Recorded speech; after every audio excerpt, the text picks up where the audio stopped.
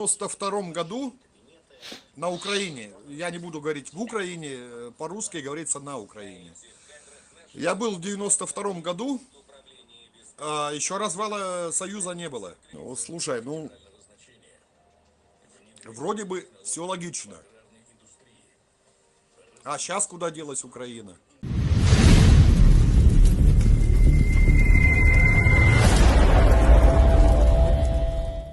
Рэпс. Добрый день. Откуда вы, о чем общаетесь? Ну, хотелось бы с украинцами. Вы с Украины? Да. Город Киев. Иркутск, Россия. Слушаю ваш вопрос. Да не знаю, наверное, ждете нас, нет? Где? В Украине? В Киеве? Почему? В черных пакетах ждем. А? Черных? Да. Черных. В черных пакетах ждем вас, конечно. Это бесспорно. А сами были на передовой? Да. Я не был, честно скажу. Ну, Бывает. не раз.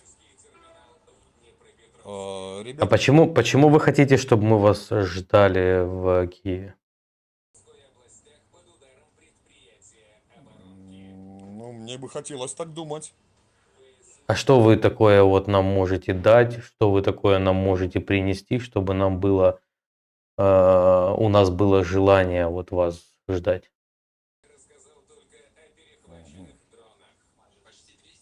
Ну, давайте так.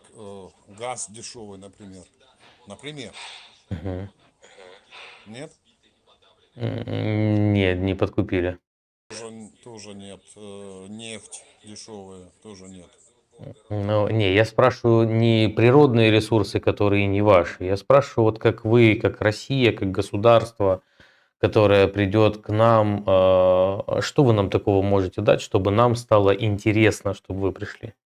Вот у вас как бы есть, берем объективность, да, у вас есть дешевый газ, есть дешевая нефть, но при этом всем у вас, в принципе, низкие пенсии и низкие зарплаты для госсектора. Как бы вы там не особо где-то там вышли вперед, куда-то впереди планеты всей. А с чего это взяли? Ну, это очевидный факт. Вы хотите сказать, что у вас пенсионеры очень хорошо живут? Ну, это смешно. Давайте вот не будем с вами играться на то, что вы там такие великие. Все прекрасно знают, и вы прекрасно знаете, что пенсии в России, ну, оставляют желать лучшего. Иначе бы Путин бы не поднимал бы этот вопрос каждый год о том, что надо ветхое жилье расселять, о том, что надо пенсионерам помогать, о том, что малоимущим надо пакеты увеличивать и так далее. Как зовут? Олег меня зовут. О, тезка. Меня тоже Олег. Олег, ну давайте так. У меня мать жены получает около 27, ну 30 тысяч рублей. Это, я так понимаю, ну около 400-370 долларов, да? Ну, Ну, около этого. Я получаю зарплату около 60, 65-70. Ну, около 1000 долларов, если по-вашему. не, ну это не, это 800 где-то долларов. Низкая зарплата. Низкая. Я работаю оператором на водоподъеме. А жена моя получает около, ну, 200-250 долларов. Опять же, если в долларах судить. В чем, как вы говорите, наш мир, наши пенсии? Так, подождите. Вы хотите пенсии европейские, я так понимаю? Смотрите, мы с вами говорим сейчас о чем? Мы с вами говорим о том, что вы придете к нам, то есть ждем ли мы вас. Вопрос заключается в том, для каких целей вас ждать. Вас ждать для того, чтобы у нас немножко поднялись пенсии от того уровня, который есть у нас сейчас? Либо нам ждать, вот, например, как в Германии. У них, кстати, нет ни газа, ни нефти дешевой. Да, они сейчас даже дороже покупают. Но при этом, ну, пенсии значительно разнятся от пенсий России, зарплаты значительно разнятся. Вот и мы находимся, да, в Украине. У нас нет тоже газа, у нас нет нефти. И у нас нет такой экономики, вот как, например, есть и в Европе. И мы стоим на распутье выбора, да, там до 2014 года мы стояли на распутье. Либо мы идем в сторону России, где вроде бы как братский народ, который оказался не братским совсем, где вроде как говорят на языке, на котором нам понятен, но уровень жизни не сильно отличается от нашего.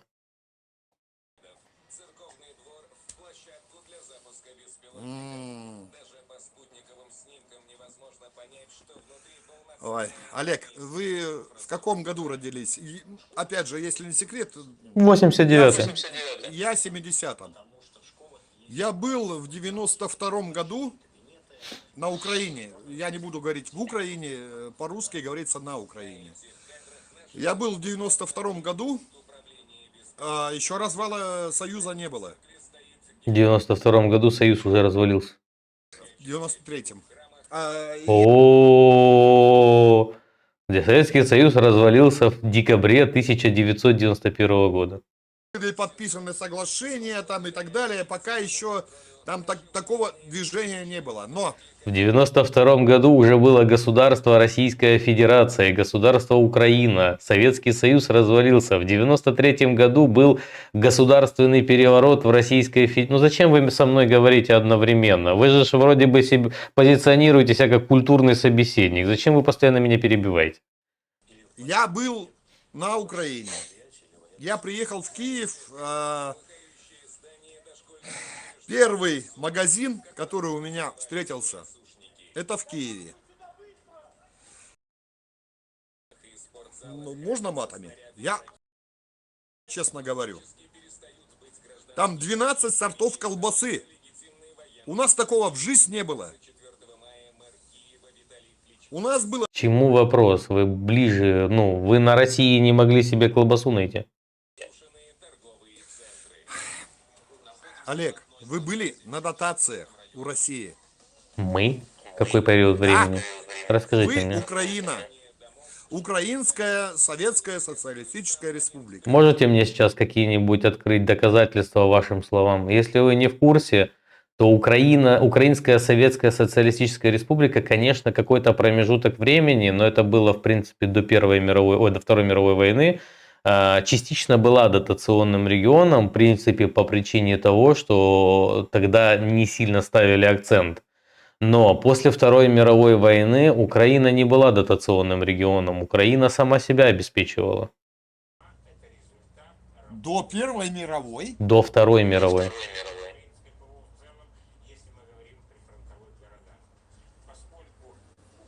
Олег, ну вы сами себе противоречите. Покажите мне хотя бы какие-то данные, на которые вы ссылаетесь. Ну на что вы ссылаетесь, когда говорите это? В составе Советского Союза. Конечно. И она была Не была. Дотацион. Боже, я из-за вас сам. И еще раз. На дотациях Украина дотационным регионом не была. Если вы хотите мне сказать, что она была дотационным регионом, то, пожалуйста, приведите мне аргументацию, давайте вместе прочитаем.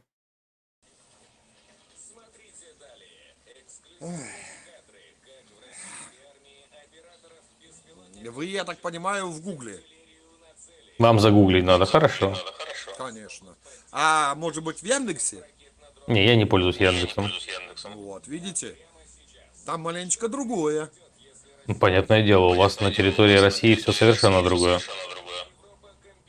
Ну, почему вы так думаете, что у нас на территории говорят неправду?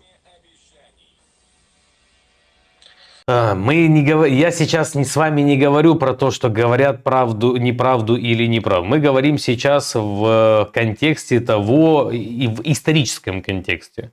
Мы с вами не можем ссылаться на то, что говорят или не говорят. Мы с вами можем прочитать что-то, ознакомиться с какими-то данными, с какими-то показателями того периода.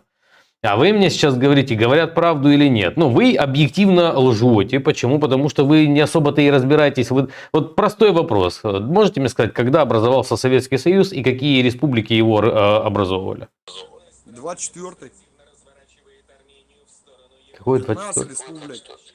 15 республик. 1924 год. Понятно. Ну, вот видите, вы абсолютно ничего не знаете про Советский Союз. Ну, как бы создавали Советский Союз всего 4 республики, а не 15. Образовался Советский Союз в 1922 году, а не в 1924.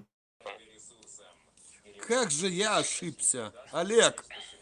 Итак, Ё-моё. читаем. Если коротко, утверждение, что Украинская ССР была дотационной республикой, не имеет подтверждения. Проблема в том, что СССР не публиковал полных межреспубликанских финансовых балансов. Даже исследователи отмечают, что по открытым советским данным невозможно точно определить. Что известно достоверно. Украинская ССР была второй по величине экономикой Советского Союза после РСФСР. На ее долю приходилось около 20% промышленного производства Союза, при населении около 18% населения СССР. Украина была одним из крупнейших производителей угля, стали, электроэнергии, сельхозпродукции и продукции машиностроения. Поэтому назвать Украину дотационным регионом в бытовом смысле слова довольно сложно. Она была одним из ключевых экономических центров Советского Союза. Смотри, банальный ответ. Класс. Так а где дотационный регион? В каком моменте, когда Украина вдруг на дотации упала? Ну, будьте объективными. Давайте разные источники слушать. Давайте, найдите теперь свой источник. Давайте вместе прочитаем ваш источник. Откройте свой источник. Вон у вас стоит компьютер, да, открывайте. Ну, вы свой, я свой открыл, вы свой открывайте. Давайте, без проблем.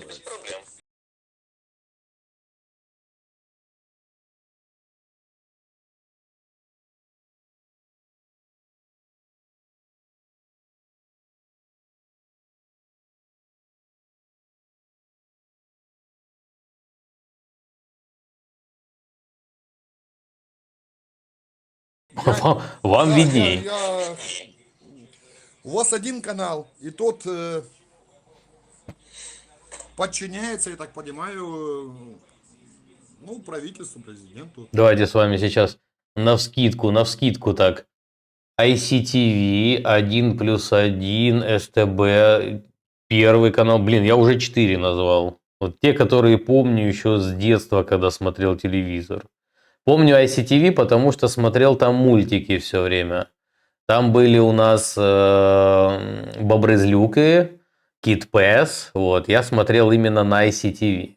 На СТБ у нас все время показывали какую-то шляпу. Это как у вас РЕН-ТВ. Вот. 1+1, ну, на 1+1 мы обычно смотрели обращение президента Украины, когда поздравляли с Новым годом. Ну, Первый канал, очевидно, он везде есть, Первый канал. То есть, вот вы уже соврали. Видите, у нас диалог начался с того, что вы соврали, и сейчас вы лжете. А, я соврал? Ну да. Ну, понятно. Так, все-таки кто кормил Украину?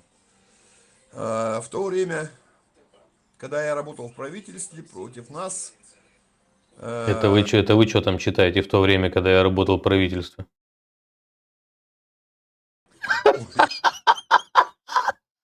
Боже. Прошу прощения. Олег, ну, понимаешь, что? Получается, ты сбрехал, да? Никто не кормил Украину. Знаешь, тяжело кормить было Украину Советскому Союзу просто по определению того, что Украина являлась одним из самых больших таких промышленных хабов, да, и самое большое сельхоз. То есть в целом основная часть продуктов ну не говори со мной одновременно. Ну что ж у тебя за привычка такая-то тараторить со мной одновременно? Тебе дать Когда, блядь, высказаться, 19 выскажись. сортов колбасы просто было в любом бутике. Да хорошо, окей. Так еще раз, ты мне сказал о том, что нас якобы кормил Советский Союз. Что ж ты брешешь? Давай так, я не так сказал. Я сказал, что были дотации. Не было дотации в Украине. Ты знаешь, как дотации определяются? В какой момент времени дотации приходят? Я тебе объясню простую экономику, как работает экономика. Есть, вот, например, в Российской Федерации у вас принцип приблизительно сейчас такой же самый. У вас вот разделено, да, федеративное устройство, у вас есть республики. И вот у вас, например, республика какая-то зарабатывает деньги, потому что у нее там есть внутренние налоги, она там продает, условно, да, там нефть, этот Газпром работает там на каком-то регионе определенном, и он платит большие налоги. И вот у него есть свои расходы, свои внутренние расходы для этого региона. Он, например, зарабатывает 2 миллиона рублей, а потратить ему надо 1 миллион рублей. И вот он 1 миллион рублей у себя оставляет, а миллион в Москву отправляет, так как это переизбыток, ему столько не надо этому региону.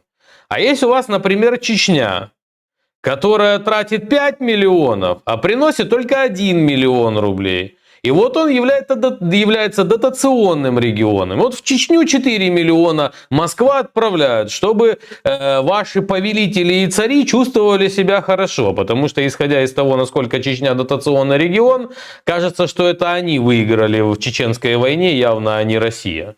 Поэтому вот так работает дотационность, да, то есть каким образом доплачивается в случае, если внутренней экономики не хватает. А экономика Украины отправляла деньги со своего бюджета в Москву по причине того, что у Украины денег был переизбыток, так как внутренняя экономика получала больше, чем требовалось для самой Украины. Ну, слушай, ну, вроде бы все логично. А сейчас куда делась Украина? На месте стоит. Все точно так же. Украина существует. Мы с тобой начали с другого вопроса. Ты мне начал рассказывать. То есть мы с тобой определились. Украина не была дотационной, правильно? Или 42 миллиона жителей было. Да, все верно. 42 миллиона было. 40, да, вообще, если уже взять тогда от развала, то было 54.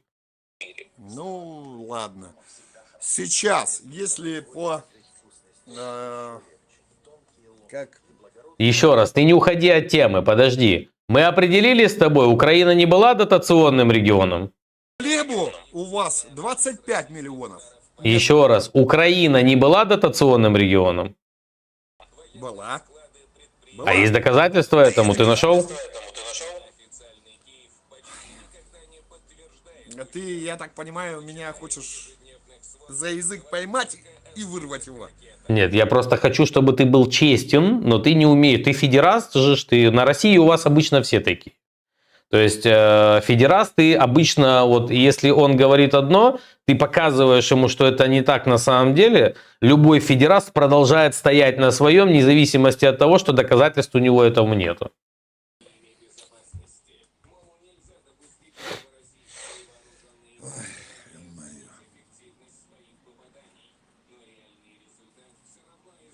Это твоя попытка номер 2. Абсолютно. Ну, слушай, я не хотел, конечно, но... Сейчас ты достанешь карты, да, из рукава. Все, сейчас мне надо готовиться. Слушай, срываться. Так, в то время, когда я работал в правительстве против нас, это Азаров. Мне не надо читать какие-то там интервью исторические. Азаров у нас не историк. Историю мне, учебник истории, там, я не знаю, какие-то сводки, какие-то данные. Читаешь мнение Азарова. Поэтому вся остальная Украина получала за счет политики стабильные и очень низкие цены на электроэнергию. А сейчас киевский режим поднял цены на 20 раз. Ну, давай так. И чё? То есть у нас были промежуток времени, когда у нас цены внутри Украины были одни, сейчас цены внутри Украины стали другие. Какое это отношение имеет к дотационности региона?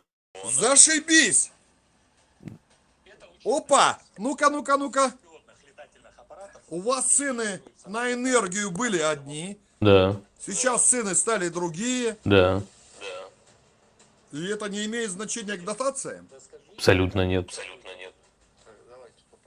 Получается, что если у вас цена на бензин в 1994 году стоила там какие-то копейки, а сейчас она у вас стоит 60 рублей там, или 40 рублей даже за литр, то есть цены на бензин, на топливо поднялись, это получается, что вы на дотации у Китая?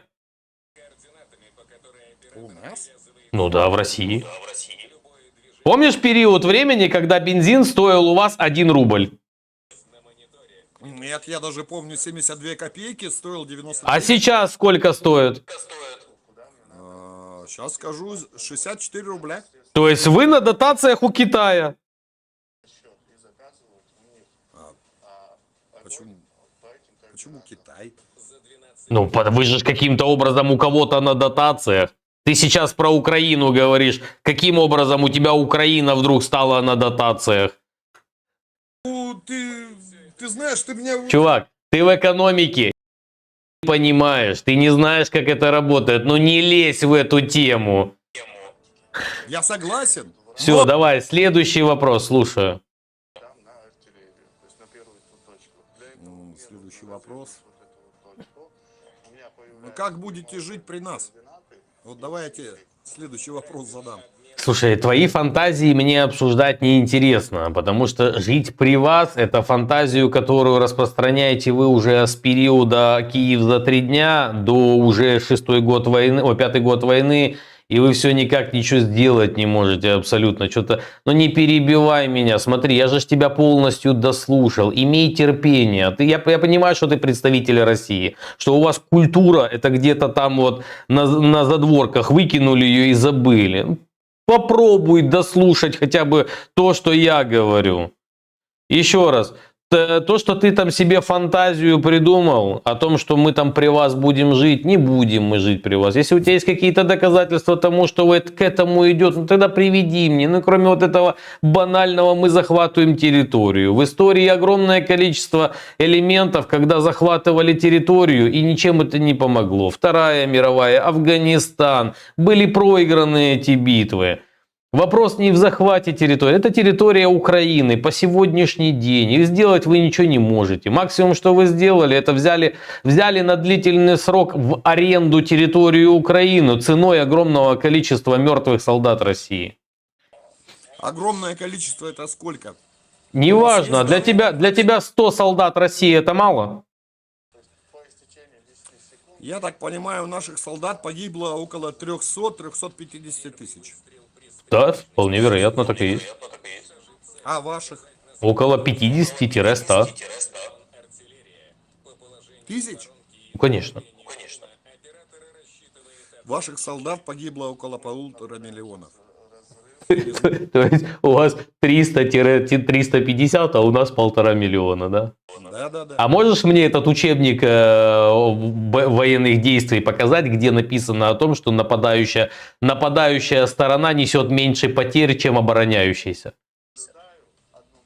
Нет, это просто, понимаешь, это нонсенс, это ноу-хау. В истории войн никогда такого не было. Сколько бы ни читали учебники, сколько бы люди не изучали войны, обычно нападающая сторона несет потери больше, чем та, которая обороняется. И все банально просто. Нападающей стороне для того, чтобы захватить участок, надо встать, выйти из окопа и идти вперед. А обороняющаяся сторона остается в окопе. Так вот, этот, который идет захватывать, чтобы взять эту территорию под контроль, он обязан встать и идти вперед. И именно поэтому математика работает таким образом, что нападающая сторона всегда теряет больше, чем та, которая обороняется. Олег, Да. но наша сторона 2, Что? 3, 4 солдата всего. Не батальон, не рота, не отделение. Всего, да? Два, три, На четыре всю Украину солдата. пришла. Закрепляется. Да. То есть эти 2, 3, 4 солдата идут, а там впереди 100 украинцев стоят. Да я понимаю, что ты федераст. Я понимаю, что ты любишь перебивать. Пробуй дослушать до конца то, что я говорю. Еще раз. Получается, 2-4 солдата идут вперед, а там 100 украинцев стоит в окопах, да? И эти просто 2-4 солдата проходят, просто садятся. Или сначала 2-4 солдата идут, и потом какой-то промежуток времени, конечно же, вот эти вот 2-4 солдата, умноженное на 100, доходят до своей цели. Вот так это работает. Ты когда-нибудь вообще читал о том, как боевые действия происходят? Кошмар какой. Ну, то есть, по твоей логике, это вот у нас стоит какой-то населенный пункт, в нем находятся украинские солдаты, а туда спокойно 2 часа. Так а что вы тогда до Киева не дошли уже до сих пор? Просто, смотри, здесь все, вообще, я тебе серьезно говорю, остановись. Все просто, вообще, очень простая схема. Я тебе рассказываю, как победить в войне. Берешь приблизительно 2-4 солдата и отправь их в Киев. Пусть придут в Киев возьмут. Там какие-то берете села маленькие. Берите Киев сразу. 2-4 солдата и все. Без проблем же. Чё ж вы не возьмете Киев-то? Так стояли, Ага, и вы подписали. ага. А где подписали? Не было такого? А где? Кто подписал? Ой, действительно. Давай, кто подписал? Назови, кто Турции. подписал. Никто не подписывал, ничего. Ну, Кто подписал? кто подписывать должен? Действительно. Не-не-не, ответь мне на вопрос. Кто должен подписывать? Ну, ваша организация. Подожди, я вот, например, слушаю выступление твоего президента Российской Федерации, и Путин все время говорит, что для подписания с Зеленским нам надо еще много там чего урегулировать. То есть, получается, со слов твоего президента, такие документы подписывают президенты стран. Подписывает Путин и подписывает Зеленский. Вопрос, в какой момент времени Путин и Зеленский подписали в Стамбуле какой-то документ? Понский городовой. Вот давай так, сколько... Не, ответь мне на вопрос. Ты скачешь по темам. Просто остановись. Нет, мы закончим с тобой с этой темой. В какой момент времени Зеленский и Путин в Стамбуле что-то подписали?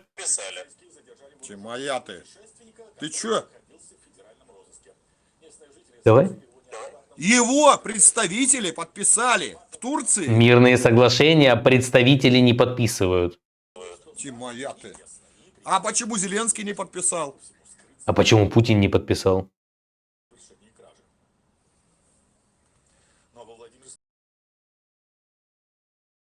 Ты не в курсе, то такие документы, как мирное соглашение, есть такое понятие в Венской конвенции о правах международных договоров, как церемония подписания.